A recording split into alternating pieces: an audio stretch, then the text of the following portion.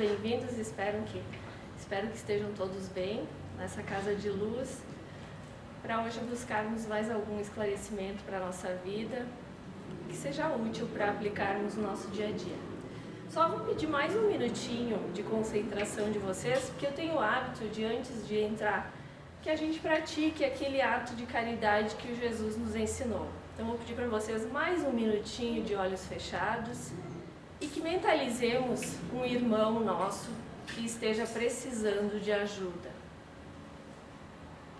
Mentalize a fisionomia desse irmão e vamos pedir aos nossos amigos de luz que protegem esse ambiente, nos trazem elucidação, nos intuem no bem, que eles nos permitam humildemente que possamos dividir todas essas benesses que recebemos aqui hoje com esse nosso irmão, que ele possa se sentir abraçado, acalentado e ajudado, de acordo com o seu merecimento. Obrigado, Pai, Mestre e Amigo Jesus, que assim seja. Hoje nós vamos falar um pouquinho sobre saúde, o que a doutrina pode nos elucidar e nos ajudar para que melhoremos a nossa saúde, tanto material do nosso corpo físico, quanto espiritual. Os ensinamentos de Jesus, a gente vai ver que é possível nós buscarmos esse equilíbrio e melhorarmos em muito a nossa saúde aqui na Terra, tanto física quanto espiritual. Nós vamos abordar um trechinho do Evangelho, do capítulo 24, em que há uma fala de Jesus que ele diz: não são os que gozam de saúde que precisam de médico, porque ele é questionado sobre um ato que ele estava praticando. Um determinado povo achou que aquilo era errado, e aí ele contestou respondendo dessa maneira, que diz o seguinte: estando Jesus à mesa em casa desse homem, Mateus, vieram aí ter muitos publicanos e gente de má vida, que se puseram à mesa com Jesus e seus discípulos. O que fez os fariseus, notando, disseram aos discípulos: como é que vosso mestre come com publicanos e pessoas de má vida? Tendo-os ouvido, disse-lhes Jesus: não são os que gozam de saúde que precisam de médico. Então vamos fazer uma análise desse texto. O que é a mensagem intrínseca de Jesus para nós com essa fala? Os publicanos era uma determinada casta que existiam muitas meretrizes, pecadores, e os fariseus eram mais doutrinados, já um pouco conhecedores da doutrina. E nessa fala a gente observa um pouco da soberba intrínseca aqui, porque se eu te sigo e eu sei o que você ensina, é a mim que você tem que vir, e não aos pecadores. E aí que Jesus rebate, mas é justamente eles que necessitam de amparo para chegar a esse entendimento. Se eu os abandonar, como eles terão essa noção e esse entendimento? É a eles que devo ir, porque encontram-se doentes. Então, para buscar um significado de saúde no âmbito espiritual, eu busquei algumas informações de textos do Emmanuel. Tem o livro O Consolador, que é psicografado pelo Chico, em que o Emmanuel ele é questionado sobre o significado de saúde para nós. Esse livro O Consolador é o livro dos Espíritos, de perguntas e respostas, que ele aborda vários temas, desde ciências da terra, medicina, biologia, filosofia, química, até as leis morais e reflexões do Evangelho de Jesus. E nesse questionamento, então, lhe é perguntado: em face dos esforços da medicina, como devemos considerar a saúde? Ou seja, o que significa a saúde? Eis que o Emmanuel responde: para vocês, homens da terra, saúde pode significar o equilíbrio perfeito dos órgãos materiais. Para o plano espiritual, todavia, a saúde é a perfeita harmonia da alma, para a obtenção da qual, muitas vezes, há necessidade da contribuição preciosa das moléstias e deficiências transitórias da terra. Ou seja, não há escapatória. A gente acha que ter saúde é simplesmente não ter dor. Mas se nós estamos aqui na Terra, é porque justamente adquirimos essas dores anteriormente e muitas vezes continuamos a processá-las aqui em vida atual. Então, para buscar esse equilíbrio desse corpo físico com o teu espírito, ele nos dá algumas dicas e enfatiza algumas atitudes para que ocorra essa mudança e essa perfeita harmonia. Veja bem que ele diz que muitas vezes, né, é preciosa a moléstia. Para quê? Não quer dizer que você está doente, porque muitas vezes você está muito bem espiritualmente, passando por uma situação de doença e vencendo isso de uma forma muito árdua, né? Sem queixas, está vencendo. A prova disso é que existem pessoas que ao descobrir um câncer, muitas vezes o médico dá o diagnóstico de meses, poucos anos de vida e ela sobrevive. Aonde ela buscou esse remédio? Em contrapartida, existem pessoas que saem de casa com uma gripe, pode se transformar numa pneumonia e acabam desencarnando. Onde ela se envenenou? Se ela só tinha somente uma gripe. Então, realmente, o equilíbrio, esse eixo central entre o corpo e o espírito é extremamente importante que cuidemos. Nesse conceito, então, ele nos faz concluir que é possível ainda assim encontrar saúde na enfermidade. Porque esse processo de enfermidade te trará a evolução necessária e o fortalecimento desse vínculo com o espiritual. E ele até menciona, muitas vezes, o Chico trabalhava doente, né? E Chico era questionado: Chico, você está trabalhando doente, como assim? E aí ele respondia: estou doente, mas estou trabalhando. E se estou trabalhando doente é porque estou bem, se é que me entendem. Nesse processo da doença, ele tirava o proveito para o seu engrandecimento, para a sua evolução. Então a gente já sabe, né, que a saúde é a perfeita harmonia e equilíbrio entre esses dois âmbitos, né? O corpo material e o espiritual. O que é o equilíbrio? No conceito em si, o equilíbrio é a posição estável de um corpo, sem oscilações ou desvios. Força que age de maneira igual entre duas ou mais coisas. Nós temos o nosso corpo físico e o nosso espírito. Sobre esse eixo aí é que deve existir essa harmonia, esse equilíbrio. E aonde nós encontramos onde eu harmonizo, onde eu busco esse equilíbrio, esse eixo? E aí ele nos diz na lei divina. A lei divina, ela está contida na terceira parte do Livro dos Espíritos. Lá nós encontramos as leis morais que regem a nossa vida, o nosso comportamento aqui. Lá nós vamos encontrar a lei do progresso, da sociedade, da reprodução, da igualdade, do amor, da justiça, da caridade, da perfeição moral. Ao buscarmos o entendimento dessa lei divina e nos aproximarmos, esse nosso eixo se equilibra. Nós nos harmonizamos, buscamos o entendimento da nossa missão aqui, porque muitas vezes nos é questionado: tá, mas e aquelas pessoas que são certas, que são corretas, né? Que têm uma vida regrada, disciplinada, e elas têm uma moléstia? Como você explica isso? Não podemos esquecer que o nosso corpo, ele está a serviço da nossa alma, que é eterna e que tivemos vida pregressa anterior e que, se estamos aqui, temos um compromisso a honrar.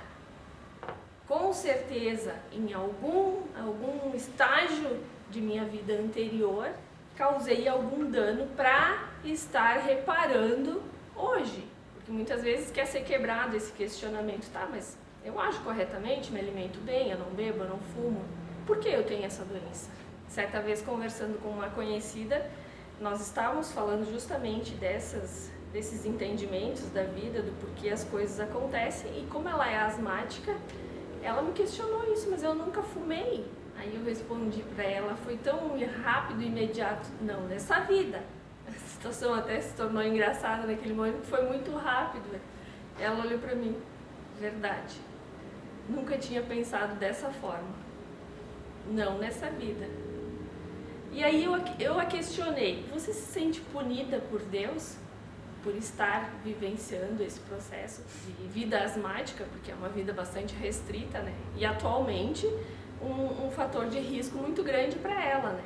E ela disse, em certos momentos em que estava muito grave, realmente eu me questionei, o que eu fiz para Deus?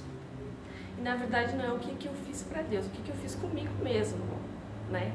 Porque Deus, ele é a inteligência suprema, tá ali as leis morais de comportamento, o que te traz felicidade e o que não te traz felicidade.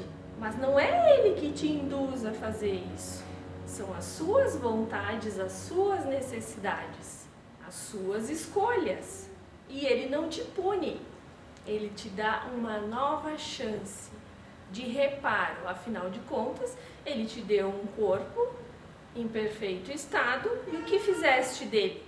Ainda assim, na sua caridade suprema, ele nos dá uma nova oportunidade de reparar isso. Então, na questão 614, que fala das leis morais, é questionado aos espíritos superiores a seguinte pergunta: o que se deve entender por lei natural? Eis que os espíritos superiores respondem: a lei natural é a lei de Deus, a única verdadeira para a felicidade do homem. Indica-lhe o que deve fazer ou deixar de fazer. E ele só é infeliz quando se afasta dela. Na sua inteligência suprema e no seu amor, ele indica o caminho da nossa felicidade. Quando nos afastamos desse caminho, é que temos as penalidades. É uma consequência do nosso ato, não uma punição dele. Se Deus é vida, é amor, é compreensão, é uma inteligência, é justiça, é onipresença, é uma verdade universal, ele jamais puniria seu filho. O pai não pune seu filho, ele educa. E ele tenta fazer isso no amor. Às vezes o filho quer na dor, através das suas escolhas, né? Quando nós nos aproximamos desses conceitos de equilíbrio que estão contidos na lei natural, na lei divina, nós conseguimos alcançar esse equilíbrio que nós almejamos. E aonde que está escrita essa lei divina? É questionado na questão 621. Na consciência. Nós temos printado essa lei divina na nossa consciência. Ao chegarmos aqui, de acordo com o meio que estamos, nós nos esquecemos dessa consciência, desse conhecimento. Porque quando estávamos lá, recebemos esse conhecimento, recebemos essas informações. Mas como vivemos no meio hostil, todas as energias influenciam para que pratiquemos ou não essa lei divina. E aí o nosso corpo padece. Na questão 964 é perguntado então qual é a punição para esse nosso afastamento dessa lei divina. E a questão é a seguinte: mas será necessário que Deus atente em cada um de nossos atos para nos recompensar ou punir? E eis que os espíritos superiores, e ainda pergunta, esses atos não são, na sua maioria, insignificantes para ele? E aí os espíritos superiores respondem: Deus tem suas leis a regerem a todas as vossas ações. Se os violais, vossa culpa é. Indubitavelmente, quando um homem comete um excesso qualquer, Deus não profere contra ele um julgamento, dizendo-lhe, por exemplo, foste guloso, vou punir-te. Não, ele traçou um limite. As enfermidades, muitas vezes, até a morte, são consequência desses nossos excessos. E aí a punição, o resultado da infração, é padecermos, muitas vezes, com a dor física. As atitudes e os sentimentos que nos afastam dessa lei divina, o Emmanuel elenca algumas decisões que a gente toma erradamente e que esses sentimentos, ao longo da nossa vida, vão nos afastando dessa lei natural, essa lei divina que nos está printada.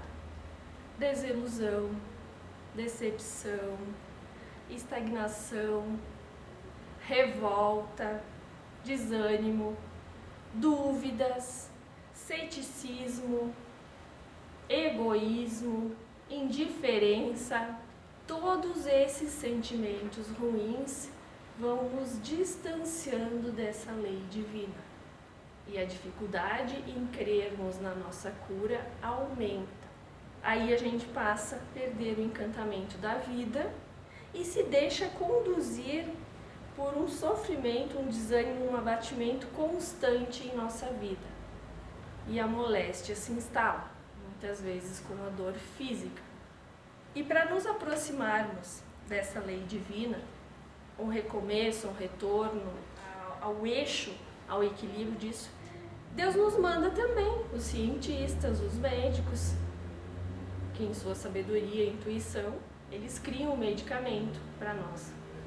Mas nós não podemos nos iludir que a nossa cura vai estar somente nessas pílulas. O nosso comportamento no dia a dia, as nossas ações é que vão ajudar a nossa cura.